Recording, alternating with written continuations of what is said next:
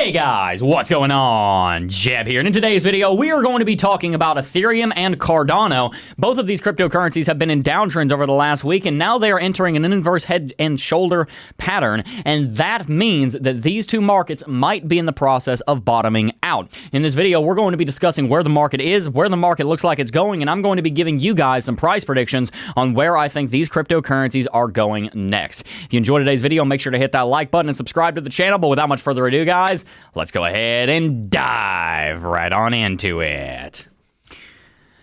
All right, guys, we are going to kick it off over on my chart, so let's go ahead and jump onto Ethereum's 4-hourly chart. Guys, ever since the 12th of May, Ethereum has been pulling back from its all-time high of $4,400 down to a local low of $1,700 over the span of 2 weeks. In the time ever since 2 days ago, we have seen Ethereum rally 53% in 2 days. That is a big deal for anyone who was able to buy the bottom. I congratulate you if you were one of them, but for the rest of us who did not do that, because I was not looking to enter a position just yet, we can see that Ethereum is entering a very encouraging pattern. Notice here that we have the beginnings of an inverse head and shoulders pattern forming. We have a left shoulder right here, a head right here, and a right shoulder right here on Ethereum. We can see our neckline is not level. It is instead a trend line, but it's still absolutely relevant, and in fact, it has historical precedence. We can see this trend line that is acting as the neckline for this Ethereum inverse head and shoulders pattern has touches right over here as support. We also used it here as resistance, and it is now showing up as our neckline. For everyone who understands inverse head and shoulders patterns here, you will know that this comes along with a prediction, and we need to validate that prediction, but this is what the prediction looks like. We want to draw a prediction from the head all the way to the neckline, and then use that to extrapolate, and as you can see, that gives us a price target here on Ethereum of $3,750 and change. Drawing that level, we see that there's actually a strong level of support, of resistance, sitting at $3,600, right all the way up to this level. That, my friends, is the zone that I'm talking about when I talk about a price prediction here on Ethereum. I personally think that over the next 2 weeks, I'm not saying this is going to happen right away, I'm talking about the next 14 days, Ethereum is going to use this inverse head and shoulders pattern and rally back to between $3,600 and $3,750. But let's look at the daily chart and a few other things to see how accurate that might be. We can also see here on the MACD that ever since 2 days ago, the MACD has been converging bullish on itself. This is very important because for a cryptocurrency market to move into an uptrend, it needs to have a bullish confirmation on the MACD. Looks like that might be coming. We have to keep our eyes out on that. Looking at the RSI, we can see RSI bottomed out at 34. That's not below 30 like it was on Bitcoin, but it does mean that RSI has dropped far enough that we may be able to go into a new rally here, and enough of the weak hands may be shaken out that it could now be time for the bulls. All of this to say that Ethereum looks healthy. There are many reasons to be excited about Ethereum right now. One of them also has to do with the 200 daily simple moving average, which, as you can see, we never even went down and touched. I also want to show you guys the 20 daily simple moving average here because I think it has something to show us. The 20 daily SMA is currently sitting right here around $2,930. That level, along with the zone I showed you a second ago, are going to be critical and pivotal levels of resistance for Ethereum to break through. If Ethereum is able to do that, then we should be expecting an all-time high rally and more. With that said, let's go ahead and look over to Cardano here.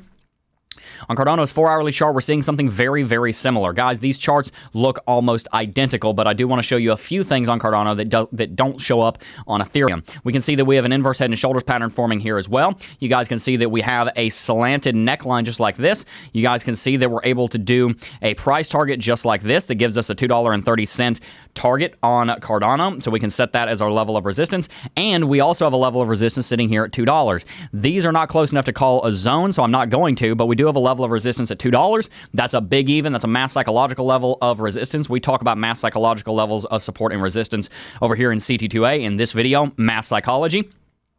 So $2 and $2.30 are our prices to be looking for on Cardano if Cardano goes to the upside. Like I said, we're about to talk about both of these cryptocurrencies and whether or not they're going to go into rallies, but if they do, these are the levels that we want to be paying attention to.